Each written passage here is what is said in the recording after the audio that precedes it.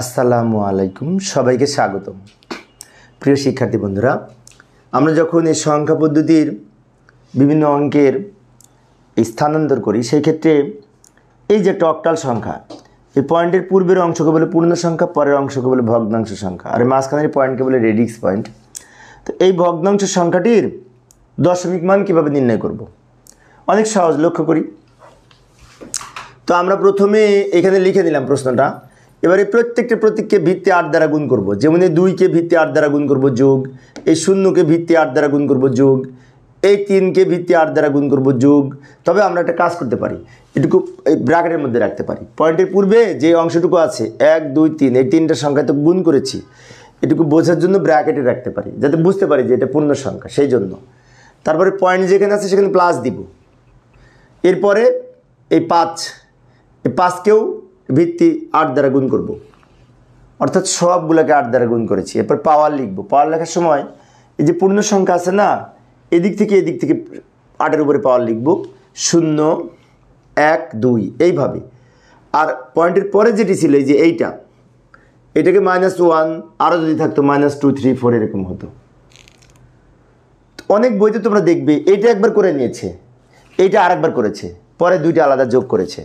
এটা ডাবল পরিশ্রম করা লাগে, সেজন্য আমি একবারে করে দিলাম যে এইটুকু আমরা ব্র্যাকেটে রাখলাম, আর এটা একটা সংখ্যা বলে ব্র্যাকেটে রাখি নাই।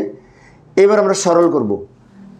এটাকে পাওয়ার 2 করলে 64 হবে, 64 তাকে 2 দিয়ে গুণ করলে 128 হবে, যোগ এই 8কে পাওয়ার 1 করে আমরা পাবো 8, তাকে 0 দিয়ে গুণ করলে 0 হবে, যোগ 8কে পাওয়ার 0 করে 1 হবে, 1কে 3 দিয়ে গুণ করলে 3 হবে, যোগ 8কে পাওয়ার 1 করে যেটি হবে তাকে 5 দিয়ে গুণ করলে কত হবে? আমার সামনে কত হয়েছে? 0.625 এই সংখ্যাটি হবে। এবার সবগুলি যোগ করব। যোগ করলে হবে এটা যোগ করলে 131.625 হবে। এবং এই সংখ্যাটি কিন্তু এই দশমিক সংখ্যাতে ভিত্তি হিসেবে আমরা 10 লিখব, কারণ 10 ভিত্তিক সংখ্যাকে, এই দশমিক সংখ্যার ভিত্তি হচ্ছে 10। তো এইভাবে আমরা পয়েন্টের আগের এবং পয়েন্টের পরের সংখ্যাকে এই দশমিক সংখ্যায় রূপান্তর করতে পারি, অক্টাল হতে 8 দিয়ে গুণ করে পাওয়ার লিখে। তা আশা করি এখন তোমরা পারবে। তো আমার এই অঙ্কটি যদি তোমরা বুঝে থাকো, তো অনুরূপ আরও একটা অঙ্ক আমি উপস্থাপন করলাম, এই মাদ্রাসা বোর্ডে এসেছিল 2017 সালে, ঠিক আছে? তো এই অক্টাল সংখ্যাটির দশমিক মান কত হবে? এখানে কিন্তু পয়েন্ট নাই, তাহলে কি করব? আমি একটু হেল্প করতেছি। এই প্রত্যেকটা প্রতীককে 8 দিয়ে গুণ করে ডান থেকে পাওয়ার লিখব। আচ্ছা, আমি করে দিচ্ছি, আমি লক্ষ্য করি, সমাধান করে দিই। এই যে এই 1কে 8 দ্বারা গুণ করব, যোগ এই 3কে 8 দ্বারা গুণ করব, যোগ এই 5কে 8 দ্বারা গুণ করব, যোগ এই 6কেও 8 দ্বারা গুণ করব। সবগুলোকে 8 দ্বারা গুণ করেছি, মাঝখানে প্লাস দিয়েছি। এবার আমরা পাওয়ার লিখব। এখন এখানে কিন্তু পয়েন্ট সংখ্যা নাই, পয়েন্টযুক্ত যেহেতু সংখ্যা নাই, সহজ পূর্ণ সংখ্যা সবগুলি। তো পূর্ণ সংখ্যার ডান থেকে বাম দিকে পাওয়ার লিখব, প্রত্যেকটা 8-এর উপরে। যেমন এই 8-এর উপরে পাওয়ার হিসেবে 0 1 2 3। এবার আমরা সরল করব।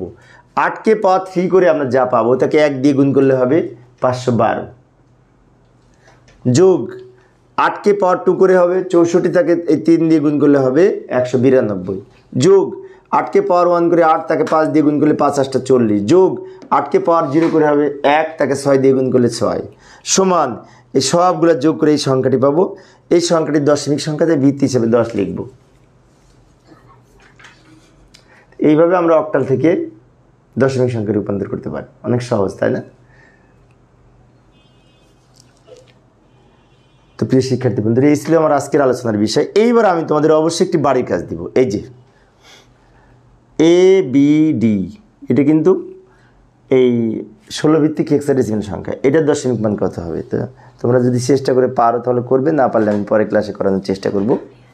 পরিশেষে সবাই ভালো থাকবে এবং সুস্থ থাকবে, এই কামনায় খোদা হাফেজ।